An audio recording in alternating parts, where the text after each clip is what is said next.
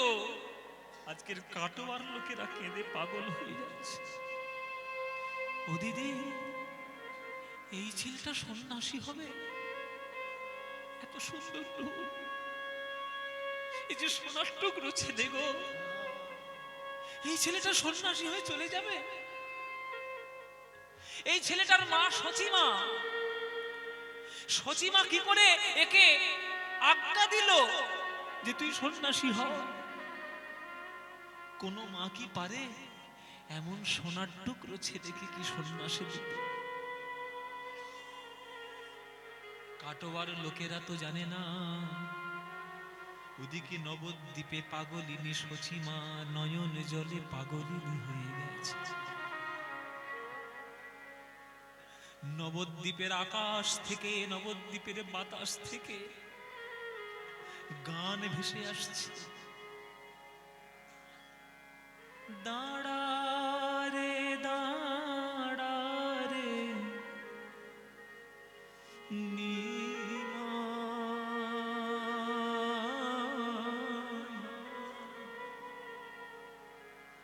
তোর চাঁদ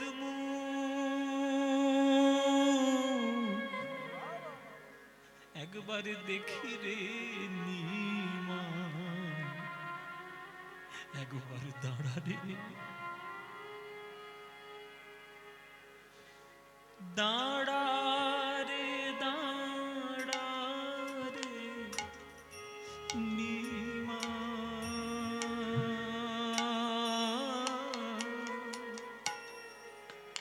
তোর চাঁদ একবার দেখি রে নিমা, একবার দাঁড়া রে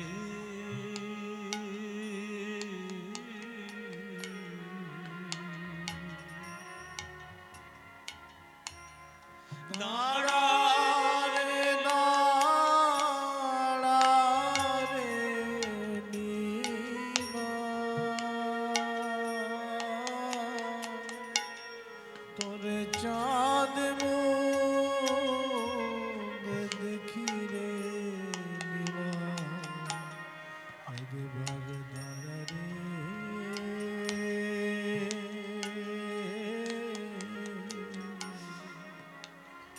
রাম যখন বনে গেল নিমাই, সঙ্গে নিল সীতা। রাম যখন বনে গেল নিমাই, সঙ্গে নিল সীতা। তুমি যবে গেলে গো নিমা,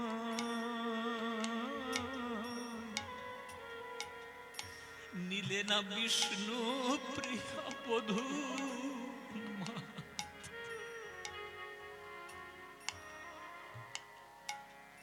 আমি কি মুখ নিয়ে বিষ্ণু প্রিয়ার সামনে থাকবো নিমা? সে মেয়েটা যদি আমায় প্রশ্ন করে, মা আমি কার পক্ষে আমি সারা জীবন থাকবো, আমি কি কথা দেব তাকে? বললি মা, খুব পণ্ডিত হয়ে গেছিস না, খুব বড় পণ্ডিত হয়েছিস তুই। তোর কোন শাস্ত্র, তোর কোন ধর্ম শিখিয়েছে মাকে ফেলে ধর্ম করতে? তোর এই মা সারা জীবন শুধু হারিয়েছে। আমার কোলে মাথা পেতে 8টা মেয়ে মরে গেছে। যে মায়ের বুক থেকে সন্তান হারিয়ে গেছে সে মাকে জিজ্ঞেস করো কেমন দুঃখ হয়। তোর দাদাকে আমি হারালাম বিশ্ব দুঃখে, তোর বাপটাও অকালে চলে গেল। মনের দুঃখ ভোলার জন্য আমি লক্ষ্মী প্রিয়ার সঙ্গে তোকে বিয়ে দিলাম। শাশুড়ি হয়ে চোখের সামনে বৌমার মরণ দেখলাম, আর তুইও আমায় কাঙাল করে চলে গেলি। লোকে বলে যত বলুক নিমাই পণ্ডিত তুমি বড়, আমাকে কি বুঝাইতে পারো গো?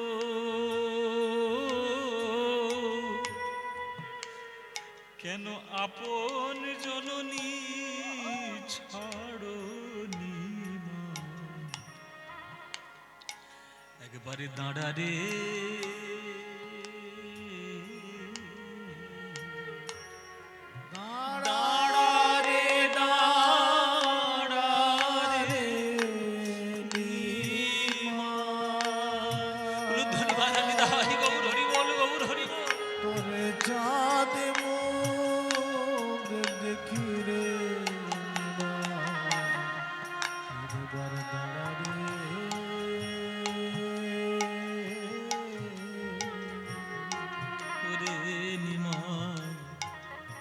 একবারে দাঁড়া রে নিমাই, দাঁড়া রে।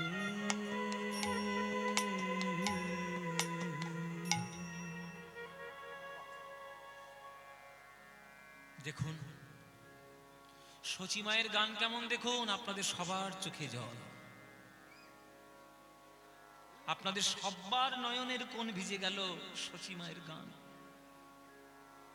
এ গান এখনো নবদ্বীপের আকাশে বাতাসে শোনা যায়, যদি শোনার মতো তোমার কান থাকে। তাই কাটোয়ার লোকরা আজকে কেঁদে পাগল। এদিকে গঙ্গাধর ছুটে আসছে ওই সব নদী থেকে সাঁতার দিতে দিতে কিছুতে সে দেবে না। নিমাই যেন সন্ন্যাস না হয় আমি বারণ করব, আমি চরণ ধরবো, নিমাইয়ের চরণ ধরে বলবো নিমাই সন্ন্যাসী হইও না।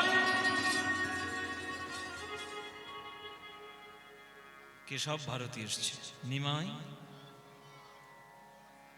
আমার কাছে কেন এসছো? নিমাই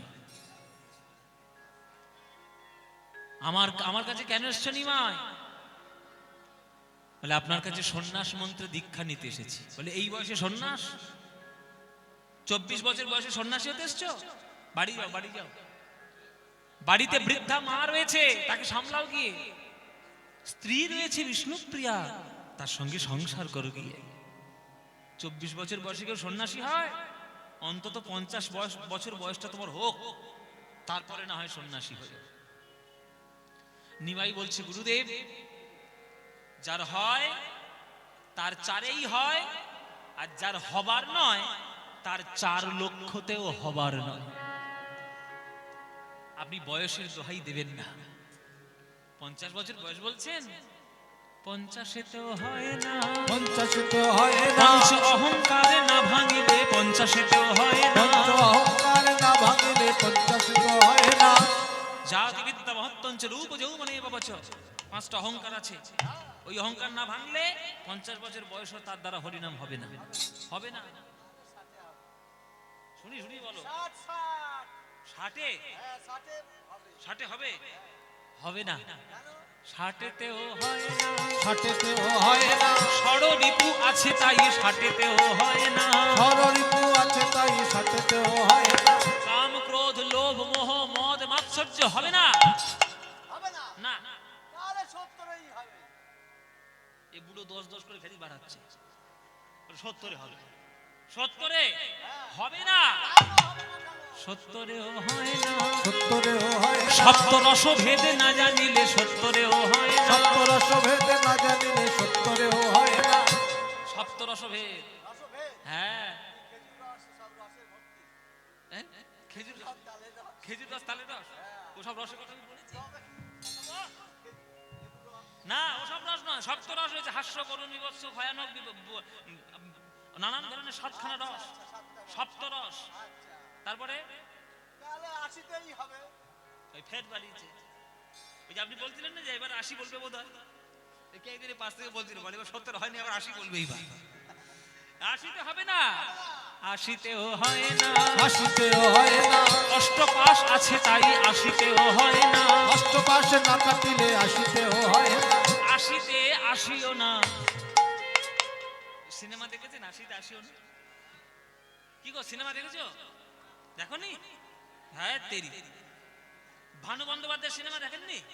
সেই পুকুরে পড়বে আর জোয়ান হয়ে যাবে, পুকুরে পড়ে জোয়ান হয়ে যাবে, 80টা 80টা সিনেমা দেখেননি? মানে ভীষণ একটা বিখ্যাত সিনেমা, হাসির সিনেমা ভীষণ।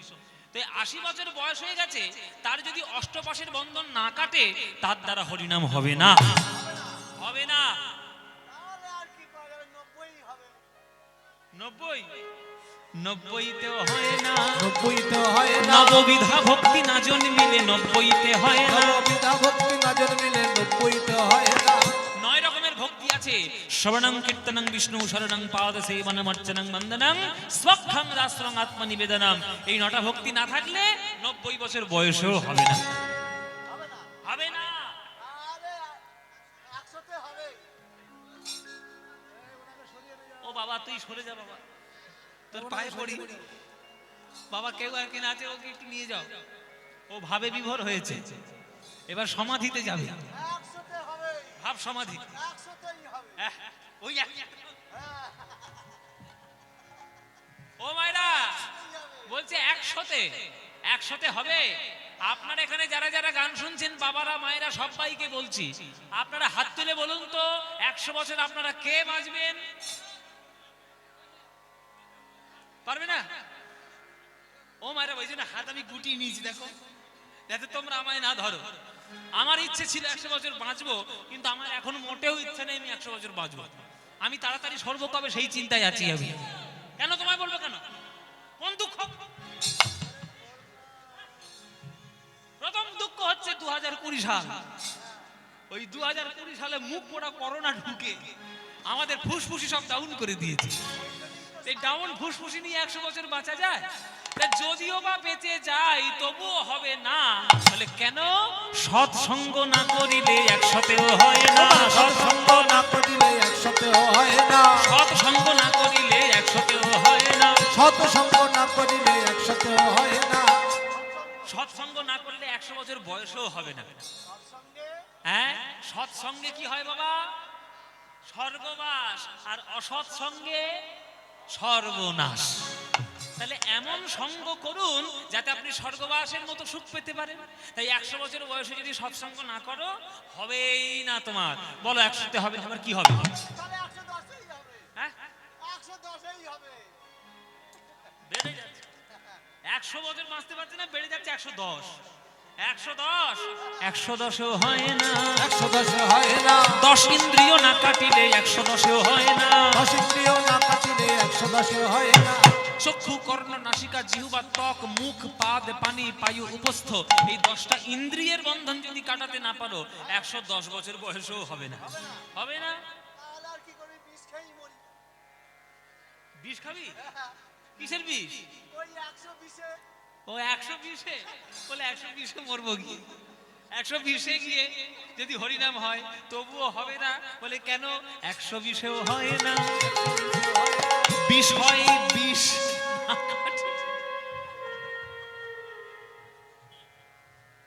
বিষয় বিষ না কাটলে বিষয় বিষ। আপনাদের একটা গল্প বলি শোনো বাবা। আমাদের পাড়ায় না, আমার পাড়ায় আর কি, আমাদের পাড়ায় আমার পাশের বাড়িতে একটা লোক ছিল। তো সে মরে যাচ্ছে যখন, ব্রাহ্মণ বৈষ্ণবরা এসে বুকে গীতা রেখেছে, তুলসী পাতা রেখেছে, রেখে ব্রাহ্মণ বৈষ্ণবরা বলছে, বাবা সারা জীবন রোজগার করেছিস, এইবার মরবি, বিষ্ণুপুরে যাবি। তো বিষ্ণুপুর আমাদের যে বিষ্ণুপুর শ্মশান আর কি, আমাদের বাড়ির কাছে বা আমাদের আশেপাশের সবাই, তো বিষ্ণুপুরে যাবি, এইবার অন্তত হরি বল হরি বল হরি বল। যেই বলেছে সে লোকটা মানে মরণের বিছানা ছেড়ে উঠে পড়েছে। না, আমি এখনো 2 বিঘে জমি পাওনা আছে, সেইটা কবে পাবো বলো? আমার চোখের সামনে দেখা। মানে চিন্তা করুন যে সারা জীবন টাকা পয়সা ঘাটতে ঘাটতে এমন অবস্থা যে মরণের সময় 2 বিঘে জমির কথা তার মনে হয়েছে, হরি বল সে একবারও বলতে পারলো না। এইটাকেই বলে বিষ খেয়ে মরা। ওই যে বলছে না 120-এই গিয়ে মরবো, ওইটা হচ্ছে 120। যে বিষয় বিষ না কাটিলে 120-ও হয় না, বিষয় বেশি না কাটিলে 120 হয় না, বিষয় বিষ না কাটিলে। কেশব ভারতী হাত জোরে করে বলছে, আমার অন্যায় হয়ে গেছে, আমার ঘাট হয়েছে, তোমার সঙ্গে তর্ক? বাবা, কেশব কাশ্মীরি পারলো না তোমার সঙ্গে তর্কে জিততে, আর আমি তো কেশব ভারতী, কি করে পারবো? দরকার নেই তর্ক করার, তোমাকে আমি সন্ন্যাস মন্ত্রের দীক্ষা দেব। যাও মুন্ডন করে এসো। ও মাইরা, মুন্ডন মানে কি? নাড়া হওয়া। তা নাড়া যারা করে বা চুল যারা কাটে তাদেরকে কি বলে? নাপিত বলে বা প্রামাণিক বলে, পরামাণিক বলে। তা বলে কার কাছ থেকে কি মুন্ডন করাবো? কেশব ভারতী বলে দিলেন, যাও মধু পরামাণিকের কাছে মুন্ডন করো। ও মাইরা, এইটা মধু সত্যি সত্যি নাপিত গো। আমার সঙ্গে সারা বছর খোল বাজায়, বাড়িতে গিয়ে নাপতে গিয়ে করে। আজকেই তো এইটা তো মধু পরামাণিক। মধু, মধু কি সুন্দর মুখটা, মধুর মতো। আরে বাবা মধু রে। মধু, তুই আমাকে মুন্ডন করাবি বাবা? হ্যাঁ মুন্ডন। পয়সা বলে ফেলো করি মা কোতেল, আমি কি তোমার পর? আচ্ছা আপনারা চিন্তা করে বলুন বাবা, আপনারা তো বুদ্ধিমান। এই কাটোয়া শহরে একটা মাত্র নাপিত ছিল, আর অন্য কোনো নাপিত নেই। কেশব ভারতী ইচ্ছা করে পাঠিয়েছে মধু পরামাণিকের কাছে, কেননা মধু পরামাণিক পয়সা ছাড়া খুর ঠেকায় না। আর কেশব ভারতী ভালো করে জানে নিমাই যখন ঘর থেকে বেরিয়েছে পয়সা নিয়ে আসে, তাহলে পয়সাটা দিতে পারবে না, মুন্ডন হবে না, আর আমাকে দীক্ষাটাও দিতে হবে না। এ তো চালাকি। এবার মধু পরামাণিককে কি করে জব্দ করবে সে তো নিমাই জানে। নিমাই বলছে, আরে মধু, তুই আমার কাছে পয়সা চাইছিস বাবা? পয়সা তো আমার কাছে নেই, পয়সার পরিবর্তে তোকে আমি একটা কথা দিয়ে যাই বাবা, শোন, তোকে আমি ভব নদী পার করে দেব। হ্যাঁ হ্যাঁ, নদী পার করি তো আমি, বামুনের ছেলে হলে পারাপার করি। হ্যাঁ নাবিক, ওইটাই তো আমার আসল কাজ।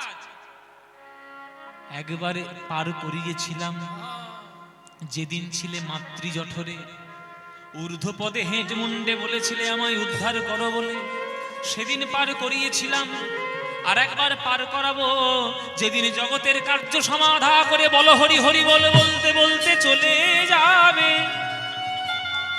সেদিন পার করিয়ে দেব মধু, ওই ভব নদী পার করাবো। এবার প্রভু ওই ভব নদী বলেছে, এ ভেবেছে ভব বলে কোন একটা নদী আছে। গঙ্গা যেমন একটা নদী, মাতলা যেমন একটা নদী, পদ্মা যেমন একটা নদী, ভব বলে বোধহয় কোন একটা নদী আছে, ওইখানে বোধহয় পারাপার হয়। নদী যখন পারাপার করবে পয়সা লাগবে না, তখন আমি সেই ভরসায় নয় আমি মুন্ডনটা করিয়ে দিই। এই বলে খুর নিয়ে ভালো করে শান দিয়ে, আর ও মাইরা নাড়া করাতে এসছি, মুন্ডন করাতে এসছি মহাপ্রভুকে, আমার নিমাইকে। এবার ভালো করে ধান দিয়ে দিয়েছে টান। আরে আরে কাটছে না। আরে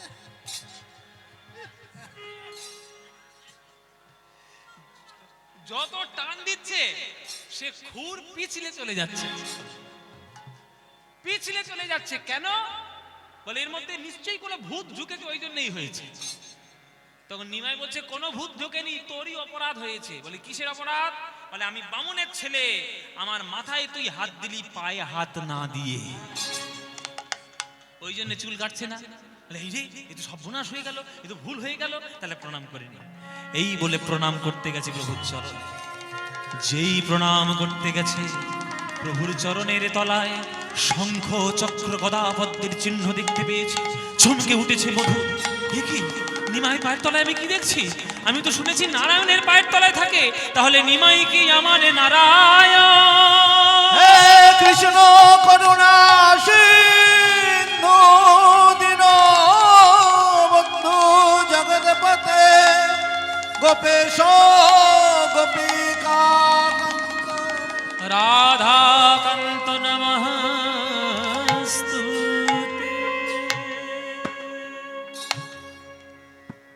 তুমি আমার নারায়ণ নিমাই।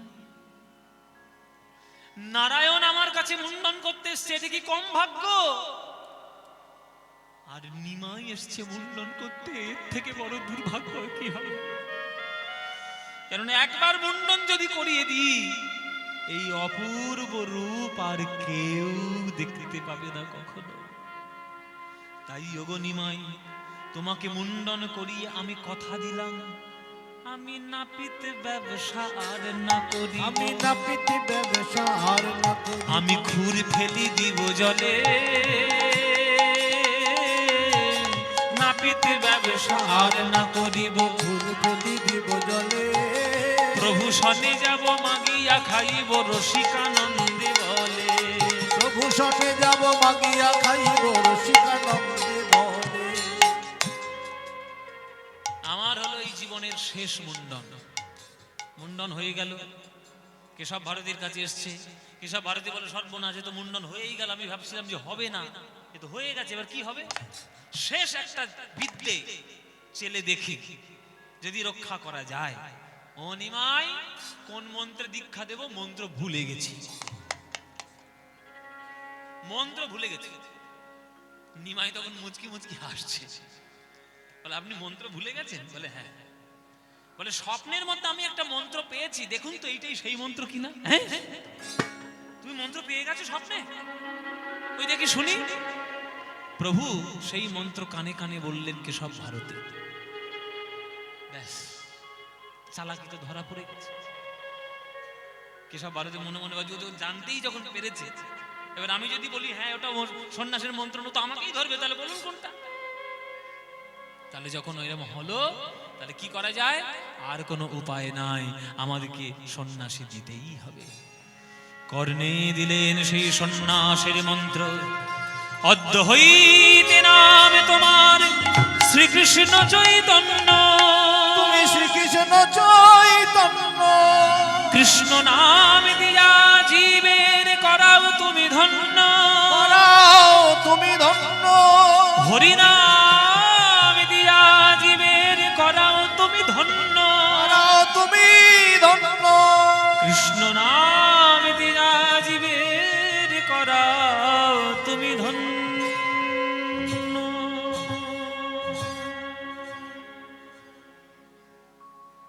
বলো বলো নিমাই কে কার গুরু, বলো বলো নিমাই কে কার গুরু, ওগো বলো দেখি নিমাই কে কার গুরু, বলো দেখি নিমাই কে কার গুরু, তুমি গুরু না আমি গুরু, বলো দেখি নিমাই কে কার গুরু, তুমি গুরু না আমি গুরু, বলো দেখি নিমাই কে কার।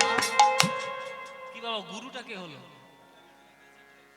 সেইটাই তো, যে নিমাই তো আমাদের কেশব ভারতী তো মন্ত্র ভুলে গেছে, সেই মন্ত্রটা নিমাই বলেছে কেশব ভারতীর কানে, কেশব ভারতী আবার ঘুরিয়ে বললো সেটা নিমাইয়ের কানে, তাহলে গুরুটা কে হলো? তাই কেশব ভারতী ওই যে জিজ্ঞেস করছে, বলো নিমাই, বলো দেখি নিমাই কে কার গুরু, বলো দেখি নিমাই কে কার গুরু, বলো তুমি গুরু না আমি গুরু, বলো বলো নিমাই কে কার গুরু, তুমি গুরু না আমি গুরু, বলো দেখি নিমাই কে কার গুরু, আসলে তুমি হলে জগৎ গুরু, কৃপা করে আমায় করলে গুরু, তুমি হলে জগৎ গুরু, কৃপা করে আমায় করলে গুরু, তুমি হলে জগৎ গুরু, কৃপা করে আমায় করলে গুরু, তুমি হলে জগৎ গুরু। বলো দেখি নিমাই কে কার গুরু, বলো বলো নিমাই কে কার গুরু। কেশব ভারতী গঙ্গাধর আছাড় খেয়ে পড়েছে, চলে এসছি গঙ্গা নদী পার, আমার নিমাই কই?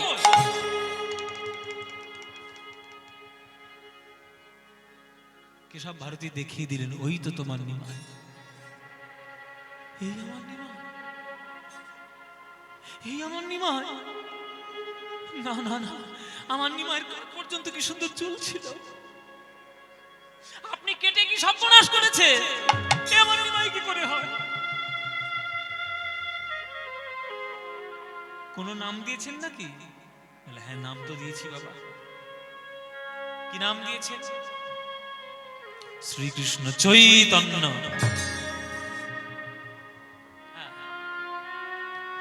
শ্রীকৃষ্ণ চৈতন্য, চৈতন্য চৈতন্য বলিয়া আজ উন্মাদ হইল, উন্মাদ হইল, একটা একটা চৈতন্য নাম পাওয়ার জন্য তুমি সবাইকে বঞ্চিত করেছো প্রেম ধন থেকে, তুমি নবদ্বীপ আধার করেছো, নদিয়ার মানুষকে কাঁদিয়েছো। তোমার সঙ্গে আমি কথা বলবো না নিমা।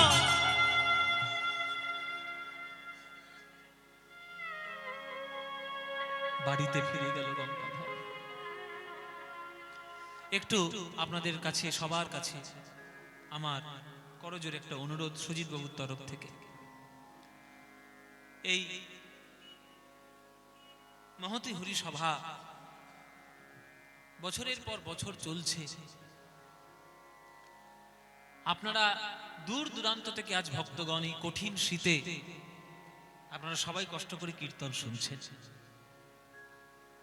আমি কোনো ভবিষ্যৎ দ্রষ্টা নই, আমি কোনো গণক ঠাকুর নই, আমি জ্যোতিষীও জানি না। তবে আমি আমার এই ক্ষুদ্র জীবন থেকে আমি একটা অনুভব আপনাদের সঙ্গে শেয়ার করতে পারি।